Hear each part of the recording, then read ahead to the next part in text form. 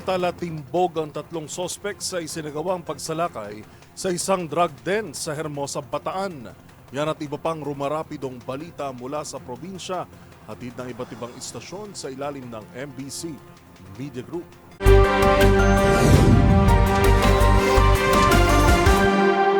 Nasamsam ng mga operatiba ng Philippine Drug Enforcement Agency PDEA, Bataan Provincial Office ang iba't ibang uri ng ipinagbabawal na gamot, kabilang ang shabu, marijuana at mga drug paraphernalia. Matapos ang isinagawang drug raid sa isang drug den sa Barangay Pandatong, Hermosa kagabi, kinilala ang pangunahing suspect na si alias J, 41 anyos na siyang operator na nasabing drug den. Kasama ring na aresto itong sina alias Romy, 34 anyos at alias Ber, 33 anyos. Nakumpiska mula sa mga suspect ang humigit kumulang 10 gramo ng shabu, 5 gramo ng marijuana, iba't ibang drug paraphernalia, isang Android phone at ang bypass money na ginamit sa operasyon. Ang matagumpay na operasyon ay naisakatuparan ng PDEA Bataan, Seaport Interdiction Unit at mga katuwang na unit ng pulisya sa lalawigan. Nakatakdang isampa ngayong araw ng Huwebes ang kaso laban sa mga arestadong suspect sa ilalim ng Comprehensive Dangerous Drug Act of 2002. Para sa MBC TV Network News, RH37, Danny Kumilang, una sa Pilipinas, una sa Pilipino. Patay ang driver ng motorsiklo habang sugatan ng angkas nito matapos sumalpok sa 10-wheeler truck na nakapark sa gilid ng kalsada sa Barangay Pili sa bayan ng Ahoy. Ayon kay Police Lieutenant Rick Adrian Navarro, Deputy Chief ng Ahoy Municipal Police Station, papauwi na ang magkaibigan na Jason at John nang mangyari ang aksidente. Sa investigasyon ng pulisya, parehong lasing ang driver at backrider. Nangako naman ang truck driver na magbibigay ng tulong pinansyal sa mga biktima ng aksidente. Para sa MBC Network News, ito si Jocelyn Maque, una sa Pilipinas, una sa Pilipino.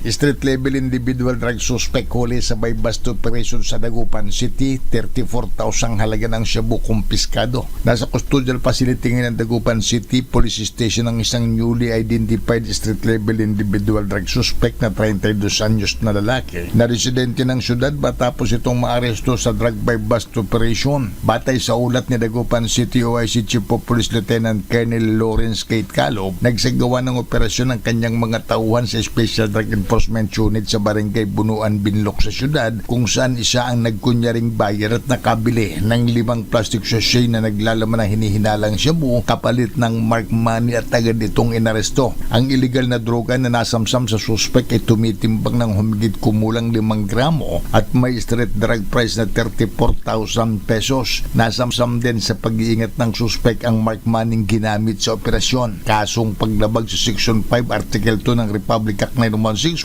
o the Comprehensive Dangerous Drug Act of 2002 ang kinakaharap na asunto ngayon ng suspect.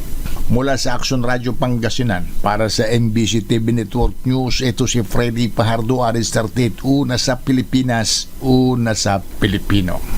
11 na lumabag sa batas ang naitalang naaresto ng kapulisan ng Northern Samar Police Provincial Office sa kanilang week-long province-wide operation mula August 13 hanggang 19 ngayong taon.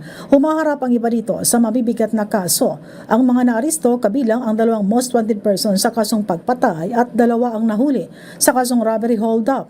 3 naman ang naaresto na illegal loggers at 1 ang naaresto na gambling violator at 3 ang nahuli sa law enforcement operations. Isa sa itinuturing na matagumpay na operasyon ang pinaka-highlights ayon sa PNP, ang pagkakaaresto sa itinuturing na 3rd most wanted person sa municipal level sa Matugino sa Samar na nahuli sa bayan ng Selvino Lubos sa pamamagitan naman ng Selvino Lubos MPS. Samantala, ang 2nd Northern Samar Provincial Mobile First Company nahuli ang isa pang wanted person sa kasong pagpatay pa rin sa Barangay Kurukunog, bayan ng San Roque, Northern Samar.